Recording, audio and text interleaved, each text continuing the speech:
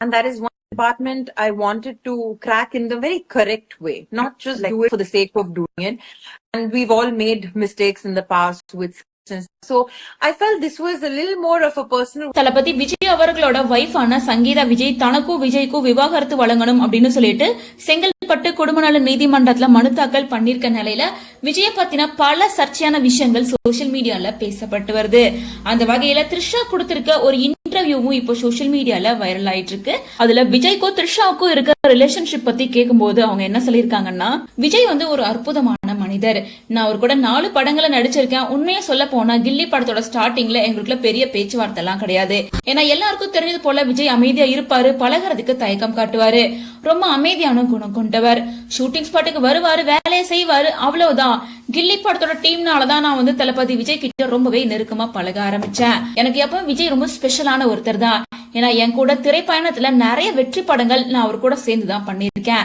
Shooting ஸ்பாட்ல ரொம்ப தொழில் பக்தியா இருப்பாரு, தனக்கு கொடுக்கப்பட்ட வேலையை சரியா செஞ்சு முடிச்சிருவாரு.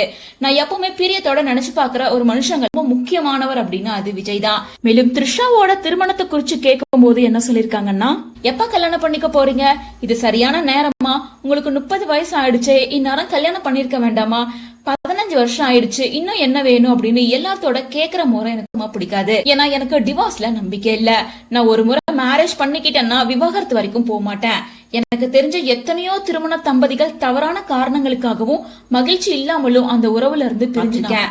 அவங்க என் நண்பர்களா கூட இருக்கலாம், ஆனா ரொம்ப வருத்தத்துல இருக்காங்க. குழந்தைங்க, குடும்பம் அல்லது பெரியவங்களுக்காக மட்டும்தான் அந்த திருமண வாழ்க்கையில ஒட்டிக்கிட்டு இருக்காங்க.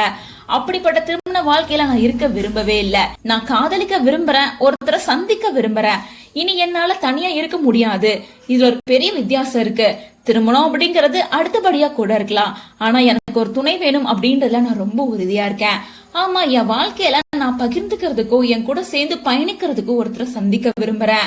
அதுதான் என்னோட முன்னுரிமையா இப்போ இருக்கு. இப்ப நான் இருக்க இடம் ரொம்ப பாதுகாப்பா ஃபீல் பண்றேன். ஆனா நான் சின்ன பபிள்குள்ள மட்டும் தனியா இருக்கிற மாதிரி உணர்வு எனக்கு இருந்துகிட்டே இருக்கு அப்படின்னு த்ரிஷா வெளிப்படையா பேசியிருக்காங்க. த்ரிஷா 3 வருஷத்துக்கு முன்னாடி பேசியிருக்க இந்த இன்டர்வியூ இப்போ சோசியல் மீடியால ரொம்பவே வைரல் ஆயிட்டு இருக்கு.